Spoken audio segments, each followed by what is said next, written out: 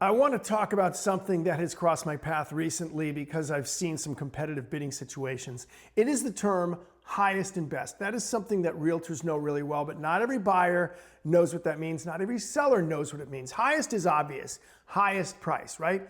But highest is not always the best. You can offer more money, but somebody might offer better terms. The most reliable offer is sometimes the best offer. Let's break it down. A basic offer has 4 parts. First part, the price. A good price is great. Going over asking is great. In a competitive bidding situation, you've got to be willing to go at least to asking, if not over. And the likelihood it's going over is really feeds on how many offers there are. And your real estate advisor, if it's me, I will find out how many offers there are. If there's 2 offers, you might entertain going at asking, or maybe a little over. If there's 4 or 5 offers and there was a big crowd at the property and you really like that property, you've got to take a look at what is it worth, not only on the market, but to me. And perhaps you go well over asking. But it's not all about price. The down payment's important. Are you putting 20% down? That's good. 30% is better. 40% is better than that. FHA, you could be FHA and still put a lot of money down. You're a first-time home buyer, you're putting a lot of money down. That makes your FHA offer better than the other FHA offer that is only going 3.5% down. So the amount of money down can make an offer better. Cash is king, but here's the thing about cash. I tell sellers, somebody's offering cash, they're looking for a discount, more than likely. They may offer cash and go over. We've seen that in the last few years. But a lot of times the cash buyer knows that they have a strong offer. They may go less than asking, and they may beat somebody who's financed and goes over asking because the seller knows, hey, this guy's cash. I don't have to deal with a bank. I get that money in maybe 14 days, maybe even shorter if I have a clean title. So that's a big deal. How much is putting down, how much cash is involved in the deal? Timing is another big one. You might be equal with somebody else on what you're offering, or maybe you're a little less, but you're able to close in 2 to 3 weeks. You should always talk to your mortgage person, or your advisor should talk to your mortgage person. I did that recently in a competitive bidding situation where I asked, how quickly can you close? And he said, I can close in 3 weeks. That's great.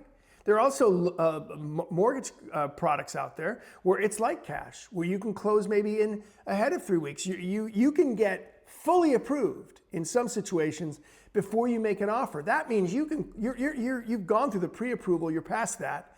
You are fully approved. That means you're like cash. Now you're really competitive. The bank's providing the money, but the bank has already said, no, you know what, Mr. and Mrs. Smith, they're good to go.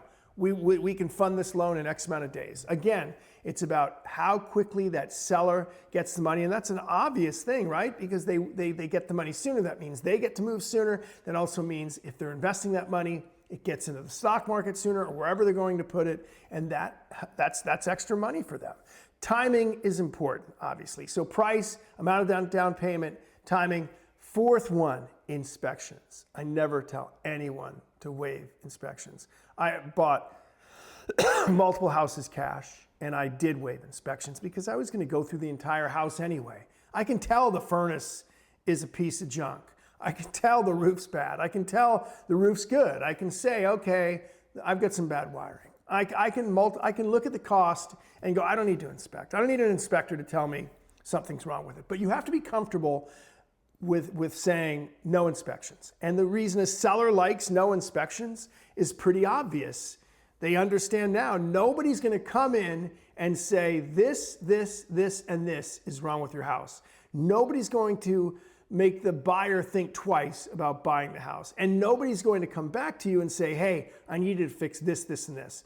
The offer that is less money, but no inspections could very well be best when it comes to highest and best, even though it wasn't the highest offer. Here's the key. Sellers aren't just asking how much are you willing to pay.